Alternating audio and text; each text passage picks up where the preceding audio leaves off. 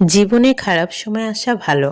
খারাপ সময় না আসলে মুখোশ পরা বেঈমান মানুষগুলোকে চেনা যায় না। মানুষের খারাপ সময় সারা জীবন থাকে না, কিন্তু খারাপ সময়ে যারা খারাপ ব্যবহার করে তারা সারা জীবন মনে রয়ে যায়। মানুষের সময় যখন খারাপ যায় তখন অনেক কিছু শুনেও সহ্য করে নিতে হয়। সব কথা হজম করতে শিখুন, এটা আপনাকে জিততে সাহায্য করবে।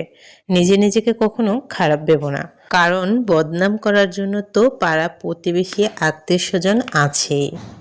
অন্যের কাছে মূল্যহীন হয়ে যাওয়ার আগে মূল্য নিয়ে ফিরে আসুন।